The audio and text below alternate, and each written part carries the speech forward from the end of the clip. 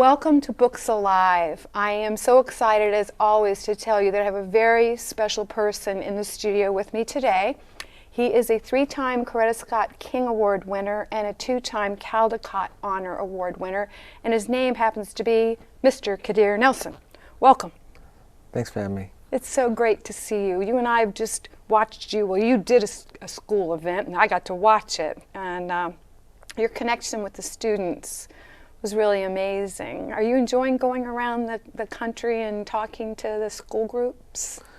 It's a good time to share what I do with children, and to hear their reactions and their input, and to see, I guess, to see myself reflected in them, which, you know, that's what children do very, very clearly. And I'm glad to hear and see the joy in their faces as they look at the drawings I did when I was a little kid, and think about, I guess, the drawings that they do, and imagine what they can do with them, or whatever it is that they're passionate about. Yeah, their potential. That's really great. Can you remember being, I think those kids were 9 and 10 years old. Can you remember being 9 and 10 years old? Yeah, I can remember being in diapers, actually. Wow, that's pretty cool. Yeah. What was that like? It was interesting. Yeah? Being carried around, you know. Oh, that's nice. But yeah, I remember. I have a pretty clear memory of what it was like being a little kid drawing and enjoying it, and being encouraged by my family. So, do you remember like crayons and pencils and just taking a piece of paper and, you know, thinking of something in your head and then putting it down, and of course it came out of your hand just the way you wanted it to? Well, I don't know if it ever came out just the way I wanted it to. I mean, it's always a work in progress, but I drew all the time. I was a little kid who loved drawing. I mean, I played and went outside and had fun, but I think I just enjoyed drawing so much that I wanted to keep doing it every day, and I've been doing that ever since. Wow, so it's a real passion. For anybody out there who has not seen his wonderful work, let me give you a sense of what we are talking about here. This is a guy who has, how many books have you got now? Maybe around 30 or so. 30, okay, and these are children's picture books. He began with, right? With Brothers of the Night. Brothers of the Night, and this has the name Debbie Allen on it, which is a name that we all recognize. I guess it would be interesting to talk about a little bit about your journey of leading up to this. So you were born in Maryland, or the DC area, Silver Spring, and then you ended up though on the West Coast, right? Yeah, we moved from Maryland to New Jersey, to Atlantic City. We lived there for a few years, and then we moved to California, to Southern California. And throughout all of that journeying, your family is just consistently supporting you in your drawing and that kind of thing? Always, always. My mother was very supportive. She gave me plenty of materials to work with, paper and pencils. I have an uncle who lives in Maryland who is an art teacher and an artist himself, and I studied with him over a few summers. He taught me he gave me a really strong foundation in art. Wow. He taught me about color and shading and perspective. And he taught me to paint with oil paints when I was 16, and that's the medium that I use today. So if he would give you instruction, were you open to that? Or were you more like, you know, I know what I want to do? No. My uncle, he was very nurturing of my talent. So my mother sent me to study with him over 2 different summers. Once when I was 11, and then when I was 16. And my Uncle Mike was always, I'd always ask my Uncle Mike for paper. You know, Uncle Mike, can I have some paper? And he'd always give me paper. And one year after I studied with him, after that, when I was 11, he sent me a big care package of art supplies. Wow. So that was really great. Yeah, talk about mirroring you. I mean, that's amazing. Okay, so you end up out there in California. Now, you know, most kids go through middle school, they go through high school, and then they start thinking, well, what am I going to do in college? Did you always know what you were going to do?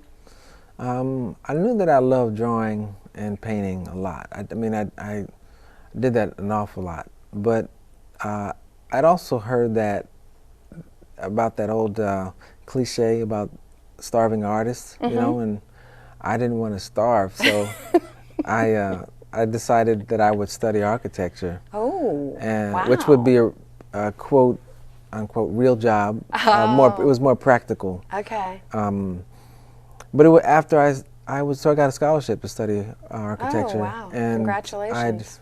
Well, it was great, but it wasn't for, you know, it wasn't really my calling. So a semester in, I realized that I needed to, I mean, even if I did have the starve, I'd rather do that doing something that I really loved than end up with a job that I didn't enjoy.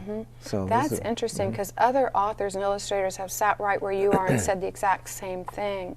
T.A. Barron quit his job with the incredible, I don't know, investment company he was with in New York, because he said, if I don't ever try to write, I don't want to get to my last days and go, darn it, I wish I had done that. Is that kind of basically the feeling that you had? My feeling was, I knew there's something inside of you that tells you what you need to do or what you shouldn't be doing. And all along the way, I was really hesitant about being an architect because I didn't love it. And fortunately, I played on a basketball team at Pratt Institute, and one of my teammates, everyone was an artist of some sort, and he brought in his work, a few of his paintings, and I was so taken with him. I asked him what his major was, and he told me he studied illustration. And the next day I changed my major to illustration. Wow. Well, if you could do it, I could do it. Yeah, it was great, really great work. Oh, that's wonderful. Where is he now? He's in New York, and he designs. His name is Joe Davis, and he designs sneakers for everyone. Wow. He's really great. Oh, that's cool. So he has that conceptual vision and everything. Well, it's great about the talent of drawing and painting. You can use it in so many different ways. You can be an industrial designer or an architect or an artist or a fashion designer or what have you. Take it in the right direction. Okay, so you got kind of rerouted back to yourself at the Pratt Institute. Now you go through 4 years and then you're going to graduate. And for a lot of kids, graduating is like, because that means you don't have school to go to every day anymore, and you're going to have to go out in the real world. What was your bridge into the world of work? Well, I couldn't wait to graduate. I couldn't. Why? Why? I felt, well, after my junior year, I had built a lot of momentum, and I was very confident in my work, and I was ready to try to get out into the world and find work. But I'm glad I stayed that extra year, because that was my year of polish, I think. And I learned quite a bit. So I was, when I graduated, I was ready. And also my mother, she's very forward thinking. So she shared with me and my brothers and sisters while we were in high school as teenagers. She shared with us the art of visualization. She would ask us questions about what we wanted to do, how we saw ourselves spending our lives, what we in 5 years or 10 years, and she said, imagine yourself doing that. That's the first step, is seeing yourself. It's like and not only seeing it, but do the work as well. So, and I had a really great math teacher in high school. He had this poster on his wall, and it said, it was my trigonometry teacher, and on the poster it said, wish upon a star, but do your homework too. And it was a great combination of imagination, imaginative work and physical work. And that was a really powerful lesson, and I carried that all the way through college. Wow. Does he know that? I don't know. Oh. His name is Mr. Baker. I don't know what his first name is. I don't know if he's right. still there. We'll hunt you down, Mr. Baker, We'll and have let you know what you gave the world with a poster. That's pretty cool. Okay, so you have a thing that your mother gave you, a gift that your mother gave you of envisioning what you want your future to look like 5 and 10 years out, and then you do the work every day, the hard stuff, give up probably, dedicate yourself, practice to hone the craft.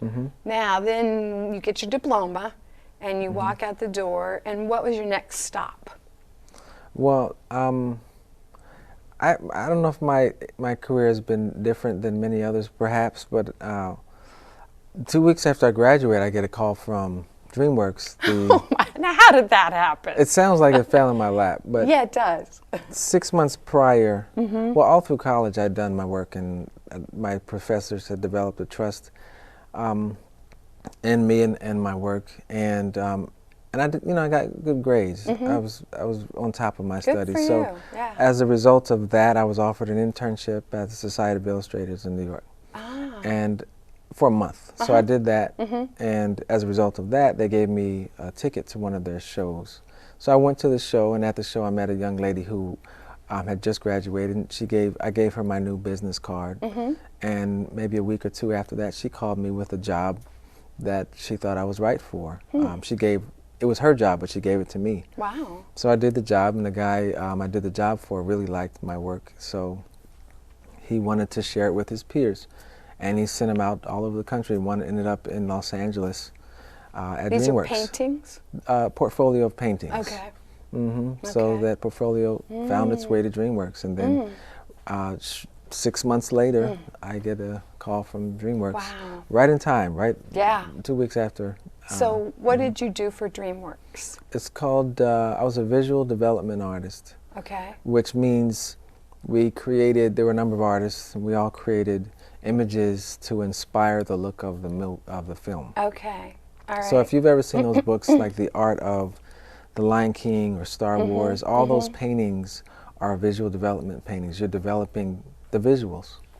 Now, excuse me, I had the good fortune of seeing your presentation an hour ago, and you include in there some of your sketches that you did for Amistad, and then what the scene from the movie looks like. And I have to tell you that I had no idea that the director didn't just conjure this all up in his or her own mind, that you're sort of informing them or creating the possibility for them by what you visualize.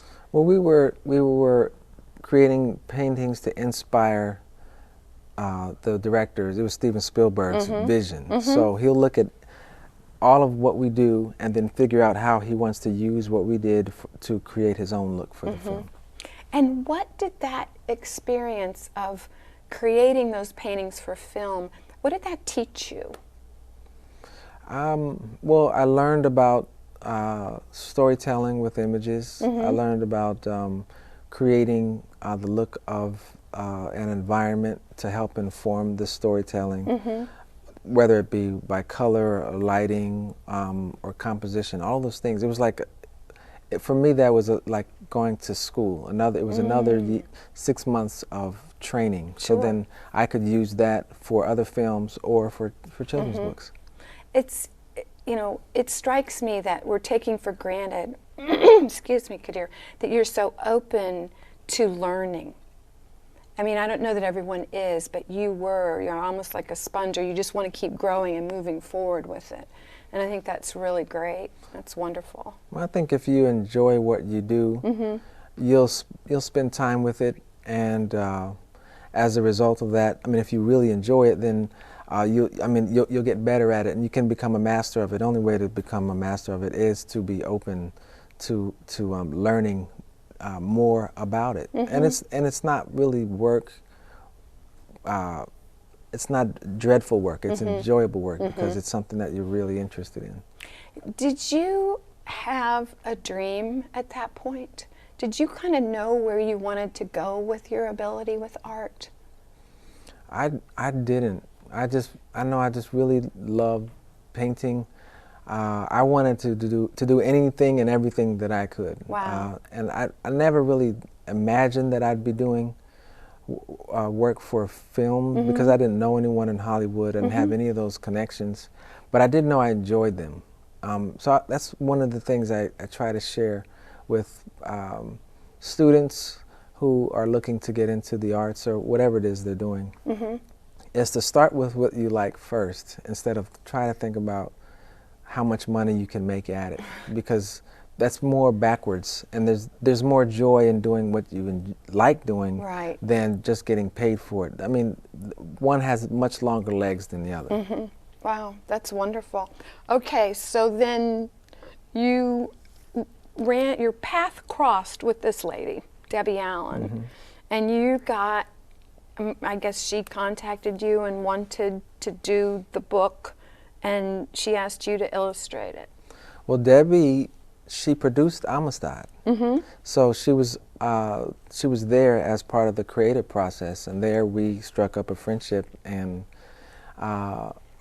shortly after Amistad ended, Debbie was doing a play called Brothers of the Night in Washington, D.C. at the Kennedy Center, and she wanted to make this stage production a children's book. So she said that she was looking for someone that she knew to illustrate it. So I volunteered. You know me. Yeah, that's right. What's next, right? So, there's got to be a process to this, envisioning how you're going to take her stage production and make a book out of it. Did you have images in your mind instantly of what you wanted to do, or did you just take her narrative and work off of that? I think it was all of the above. I also went to watch the production. Here's a good page. And some of the images are very well informed by the stage production, what I saw on stage. Okay. But then I also had to keep in mind that this was a book. It's not a photographic documentary of the play. It's a book, so it has to work that way. So I had to move things around to make sure that it all worked together. I mean, you can almost see this on stage, this scene and that scene. Yeah, that's really great. I mean, when you know the background, you can see it. It's really neat. That's great. So, I mean, I see sort of stirrings of your future style here, but it's not quite here. Let me grab the one, I Have a Dream. That's Kadir Nelson right there. So have you been aware of the style evolving, or? It just goes where it goes. Wants to go? Okay. It goes according to my interests and what I want to learn or experiment with or what have you. I mean, early in my career with children's books, many of the books are a bit more cartoony, or they have a very visible line. I'm using different mediums, but and I would, from book to book, the style would change according to the subject matter, and I would become more comfortable with the medium. So after a while, I didn't. I stopped using that very visible, that hard line, and they became a bit more painterly, large canvas paintings. These are paintings that were done with watercolor and gouache on paper, and I would gradually to working on canvas with oil paints. This is Big Jabe, which was the second book you did, right? And this is for Jerdine Nolan, who happens to live locally in Ellicott City. That's right. Yeah. So let's see. Let me see if I can turn to I mean, this is a wonderful story. Well, wonderful is not the word. Some of the things that you've taken on in terms of subject have been really tough. Certainly. And I'm curious, this is Big Jabe, and it's almost a tall tale, would you? Yeah, absolutely. Yeah, okay. All right, and so he is going to come, this is in the time of slavery, and he's going to come and he's going to rescue these people. And so can you talk about writing a book like that that's going to work for children? Well, or illustrating it?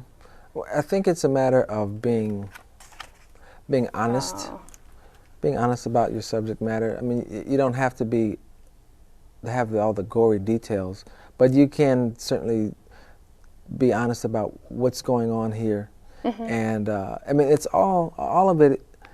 What's most important is that the story is sound, whether it's set on a plantation in the 1800s or on a baseball field or on the steps of the Lincoln Memorial. The story is most important, and that is this. And then everything that surrounds that is really just the setting. And my goal is to tell the story in the most honest and artful way, and I really enjoy that. Okay, so for example, this picture, now this says to me kind of the direction that you ended up in with a lot of your individuals that show up in books that came after this. And how do you describe your style? Do you have a word for it? Here, let me pick one up. Let's do our friend Joe here. I guess I would describe it as figurative and emotional. I draw on emotions, on my emotions, and I try to put that into the work that I do, into the subject matter. It's like kind of like being an actor. You know, you're stepping in the shoes of your subject, and that's really the only way you can tell it in a very present way, and a very truthful way. And that's what children and readers of all ages respond to. You like to bring the people up to us, really in our face kind of thing. Do you do that purposely? Yeah, it's part of storytelling. I mean, I look at each book as if it were a film or a silent film.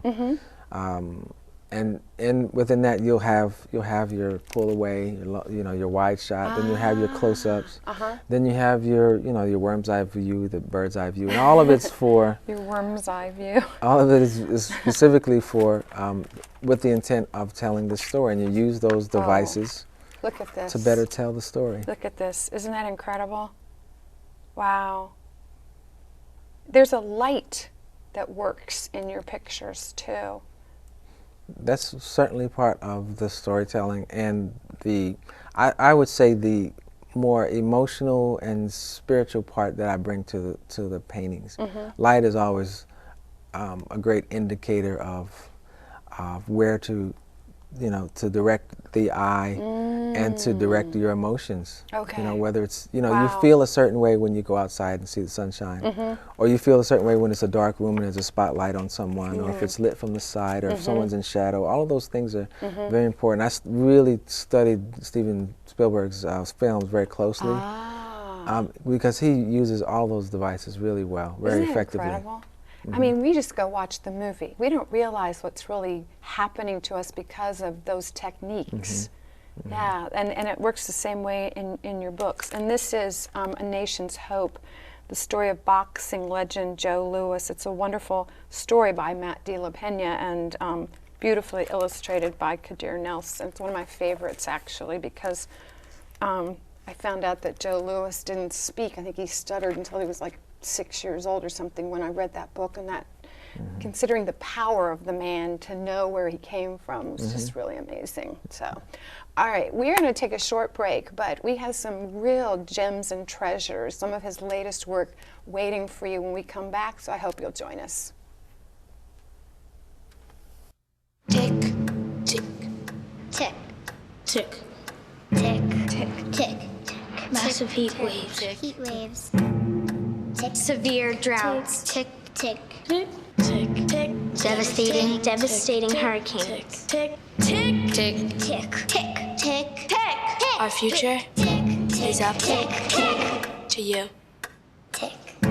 Go to fightglobalwarming.com while there's still time.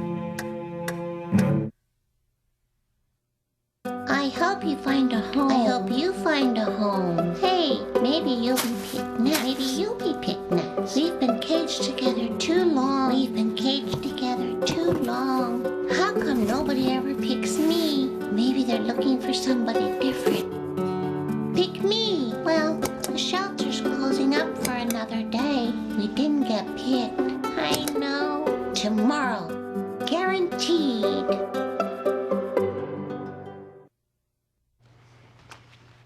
Cotton balls, duct tape, spoon, Needle, thread,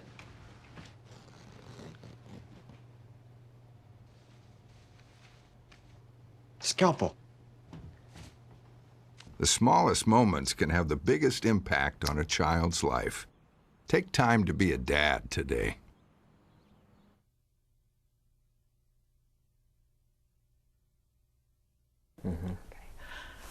Thanks for joining us again. If you're just arriving for this wonderful program today, I am joined in the studio by the one and only Mr. Kadir Nelson. Thanks again for being here. It's great to be with you. Thank you. And we've been learning a little bit about his journey and his, how did he become an artist? How did he learn? What was it like to kind of be him? You started doing children's picture books, and I think in 1999, and not 5 years later, I would say, is that right? You won a Coretta Scott King for Ellington Was Not a Street.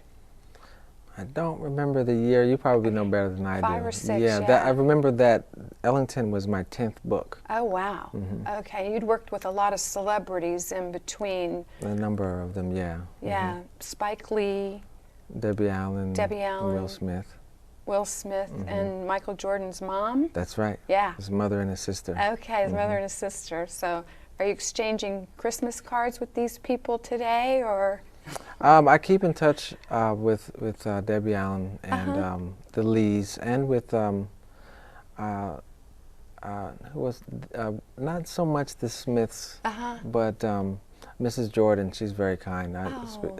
We email each other pretty often. Oh, that's wonderful. Wow. There's another strong mom, like your strong mom. That's great. Okay, so you win, people wait their life to win the Coretta Scott King, and you got it like 5, 6 years in. How did that feel? Oh, it was great. It was, it's really nice when your books are acknowledged and held up, because it makes it so that they are very visible in libraries all across the country, and librarians become very enthusiastic about them and put them in the hands of young readers who are certainly inspired to read and learn more about what the books are speaking to.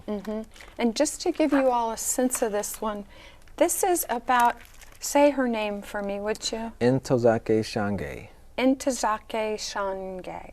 Okay, and she was in New York City, and she knew that Duke Ellington didn't match up to the street that he was being represented by. Ntozake is from St. Louis, and her family was pretty well-to-do. I think her father was a dentist. And when she was a kid, she grew up during the Jim Crow era of segregation. So African Americans were not, allowed to find boarding in white-owned hotels or what have you. So as a result of that, they would either stay in an African American hotel, or they would stay with in a rooming house, or often well-to-do African American families would welcome them into their homes during their travels. And Ntozake's home was one of those homes. Oh, so the stream of really well-known people would just come through her house, and they become an extended part of her family.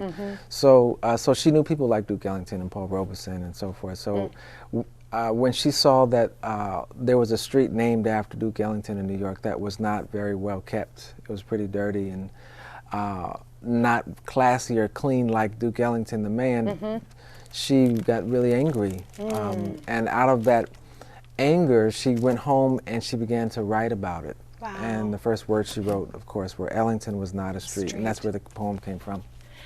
That is awesome. And to me, it kind of kicks off this whole movement that you made into telling like the African American story, his story, the history, and then, have I got it right, Moses is next? That sounds right. Okay, all right, so this is Harriet Tubman. This is Carol Boston Weatherford, who we've had on the show, doing the storytelling, and the wonderful Kadir Nelson is doing the pictures. Oh, wow. You could open to any picture in this book and you'd be blown away. Okay, so this is her, how you get the courage to do the Underground Railroad and keep believing and keep the faith, and, how frightening and terrifying it would be. And look at the darkness in that picture and the little light that you've got there. Yeah, she did most of her traveling during you know, under the cover of darkness.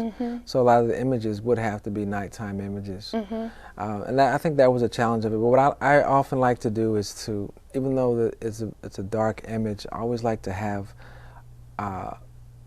it's like the light of hope in each of the paintings.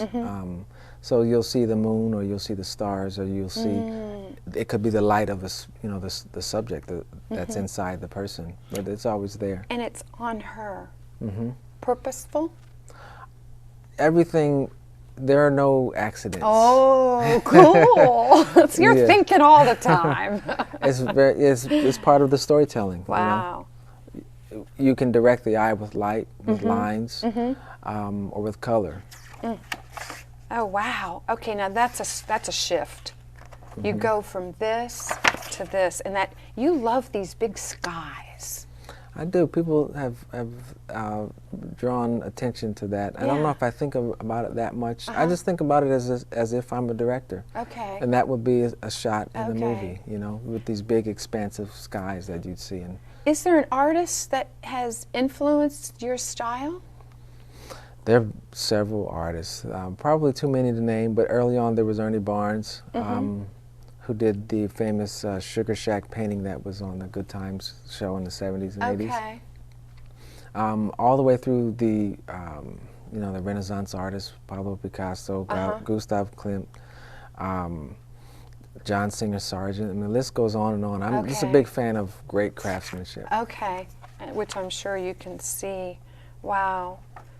I mean, just look at the light in this. I mean, here, I mean, you just look at this and you think, okay, there's like concern here. There's, you know, should I, shouldn't I, can I do it? Because she's just kind of in that cloudy place.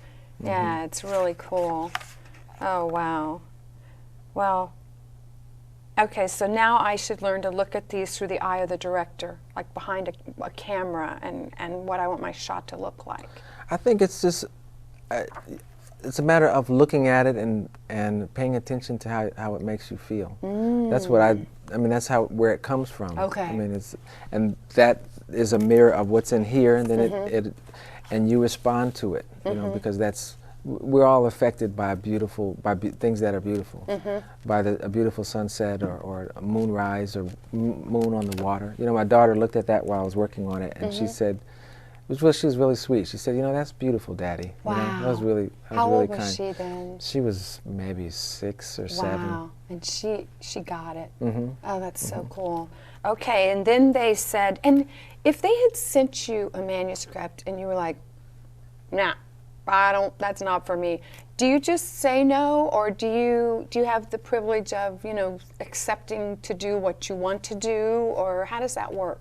Yeah, I mean, they'll send, if I get a manuscript and doesn't seem like it's something that I can lend anything new to, or it's not something that I'm interested in, I'll say I have to choose projects that I'm interested in, that I will enjoy working on, because you spend a lot of time on these books, and if it's something that you're not interested in, you know, it'll show in the work.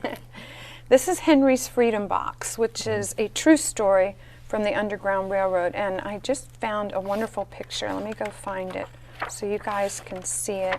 And it is Henry. Oh, here we go. So he's a slave, and his family has been sold off, and he has decided, this true story now, to ship himself in a box to freedom in Philadelphia. So this is him upside down. Look at that. Look at the expression on his face and that cramped space. Can you imagine being upside down for, I think it was 27 hours or something? It was a long time. Yeah. Too long. Too long, yeah. I thought of all that blood rushing to your head all for that time, and you would just want to scream. Wow. So the light's on the hand? Well, that's like if it were glass, and you press against the glass, and you can see like the blood goes away from the parts that are being pressed on the glass. So it's kind of like that kind of a special effect. Because I couldn't show the actual box, otherwise you wouldn't know. You couldn't see him. Yeah, you couldn't see him. That's awesome. That's really cool. And the emotion in that is incredible. And then just to give you relief, okay, here he comes, and he's being turned every which way, but He's actually going to pop out, okay? So he's okay.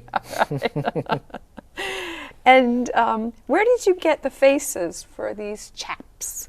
There is a famous lithograph that was produced to raise money for the anti-slavery movement that featured Henry Box Brown and all of those, William Steele, and the people who greeted him as he emerged from the box. Wow. Where'd you find that? I found it at the Library of Congress. Oh, wow. Do you visit there a lot? Do they have a lot? I've been there, but they also have a really great online presence or a okay. collection, an archive that is really useful. All right. Now, we are the ship. So this one I read took you 7 years. Why did you decide to do the Negro Leagues? Well, I was inspired by the story. I had heard about it when I was in college, and I was asked to do a painting on the subject, but I didn't know much about it. So when I began doing my research, I came across the Ken Burns documentary, Baseball, which was on PBS. And in the documentary, there was a man featured by the name of Buck O'Neill, who played in the Negro Leagues and was a manager. And whenever he came on the screen, it was like the whole the screen lit up. Wow. There was so much light inside of him, and he was so charming. And as a result of hearing his recollections of what it was like to play in the Negro baseball leagues, I really fell in love with him and with that history. So I was hooked. I was hooked. Yeah. Isn't that something? And now 7 years because of all the research that you had to do? The research, the paintings are very rather large. Look at this guy. And my publisher, when I signed the book up, they gave me a nice advance, but it didn't last for 7 years. So I had to put it down and do other look works. at him. Come back to it. Wow. Something that I noticed going through especially like the last probably 8 books you've done is the portraiture and the individuals.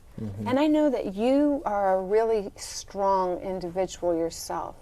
So do you like to sort of honor that with different people? Is that kind of where you come from?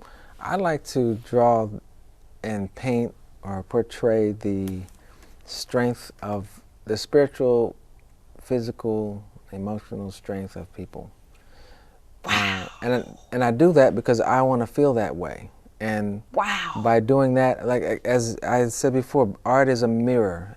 Art is a mirror of the human spirit, of the soul. And by seeing, when you can see it, it makes you. It's like a reminder of your own strength. Wow. That is awesome. That is just awesome. Okay, this is my favorite, all right? This is my absolute favorite. When I saw this book, I just felt like I had the most incredible treasure in my hand. I couldn't wait to share this with people. This is called Heart and Soul, and it's the story of America and African Americans, and he did the narrative and he did the pictures. Now, you gave this one a very special voice. Do you want to talk about that? Well, the voice is, the narrator is a woman, it's a fictional narrator who was modeled after my grandmother. My grandmother's name is Verily Gunter Moore. She lives in Atlantic City. Still? Still. Is this her? That is her as a young, maybe 11-year-old. Has she seen this how many times? She's seen it. Did you blow her mind? I don't know if I blew her mind. She's kind of unshakable. Is she? Oh, that's really great. Okay. But she certainly enjoyed it. I read it to her great. after it was, I had proofs of it, and she enjoyed it. I'll bet she did. Nice, Boy, I would have loved to have had a camera on that scene. So you gave the book her voice. I gave her voice, it's a combination of my grandmother's voice and Debbie Allen's voice. Debbie Allen speaks with a southern twang. She's from Texas, and she said often Texas. says she often says baby and or honey and child at the end of her sentences, and it really makes it even warmer. So because this is a piece of history. Parts of this history is, it's kind of hard to swallow. But when you sweeten it up, it makes it a bit more, palpable. And children could take it in. Yeah. Yeah. And then you can still be honest about it, but if you're warm and sincere and sweet about it, then it makes it go down easier. So what he did was he did like the history of America. This is our story. Starts with the Declaration of Independence. But then he illustrated it with these incredible paintings. And this is an elderly man, I guess, and he's standing in the Capitol Rotunda, so you could really go there and see this painting. And there is no African-American person represented there. So he's sort of looking at empty space. He's not represented there. And the book keeps going. Here is a Revolutionary War soldier. And there's an incredible picture with George. Yeah, this one. And would you talk about this one, Kadir? Well, this is it speaks to the founding of the country and the fact that America, the United States, was founded with these declarations of independence, of freedom from Great Britain, and it speaks with these grand gestures of freedom, and yet a large portion of the inhabitants of America, of North America, of the United States were enslaved, and that was a paradox. It was a contradiction in terms, and it made for a rather grim. I would imagine that on the minds of slaves, the enslaved, how grim it would be to have helped through the Revolutionary War to help free this country from Great Britain, and then not be able to have freedom of their own. So that when you look at that painting, you'll see the first president, George Washington's slave, holding his hat, and they're both looking into the same sunset, but with two different sunrise, but with two different ideas. So the sun barely hits the slave, but George Washington sits very, proudly, fully illuminated by that sunrise. Wow. So that's the spiritual, the emotional, the physical, everything that you were talking about before. All of that lends itself to storytelling. How long does it take you to do something like that? They really vary. The paintings vary. I mean, it depends on how large it is and how complex, how many figures or portraits there are in the painting. That kind of painting probably took maybe 3 weeks or so, something like that. Do you have sketches people can buy? I do. How would they do that? I have I have a lot of my artwork on my website. Okay. Is that KadirNelson.com? KadirNelson.com. Perfect. Yeah. Okay. All right. Because that would be a pretty cool thing to have. All right. So this one is pretty new. I Have a Dream by Martin Luther King Jr. You might have heard that title before. Paintings by Kadir Nelson. So you did this as though he's in a dream. Is that right? Well, let's start here. Yeah, the book is twofold. It has two parts. There are images that describe the day of the speech, like the one you're showing right now. Dr. King having a moment of pause before he delivers his very powerful words. Of pause? Oh, wow. As he looks out over the landscape of hundreds of thousands of people on the march. Sky. That's right. That's right. I really love low perspectives because it kind of puts you in, and it gives the subject a bit more reverence, because looking up at something like a child looks up at adults, there's an immediate feeling of reverence and of command. So you know you're having a moment. Okay. So then as he begins to speak about his dream, it's as if we go into a dream cloud, and you're listening. You're lit by this kind of heavenly, very cool white This light. is still part of the dream. With the very stark white backgrounds. Okay. And as the speech progresses, Oh. those dreamlike images become more filled in with color. The palette becomes fuller because to me it represents the realization, or coming closer to the realization, of Dr. King's dream for America. Did somebody say to you they wanted you to do the illustrations for this, or was this your concept? I was really fortunate because, I mean, at the end of Heart and Soul, there's an image of Dr. King delivering his speech.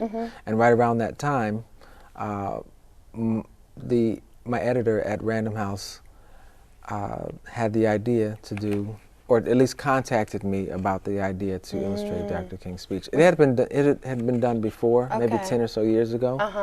But with the 50th anniversary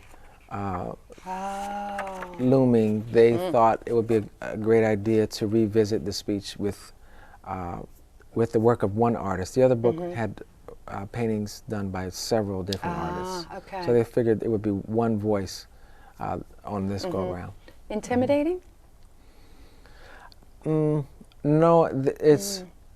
I knew that it was a really big responsibility because this is a really big piece of American history, and many people hold this very near and dear to their hearts. So I didn't take it lightly. Yeah. But to You approach were up to anything from a fearful place is the wrong place to come You from. are so cool.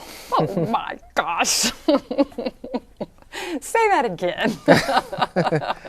Well, as I said, to approach anything from a fearful place is the wrong place to come from. It's better to come from a place of where you're relaxed and from a joyful place. That's what this speech is all about. It's a dream. That. I just love that. I mean, gosh, everybody needs to live their life that way. And look at the light in his face here.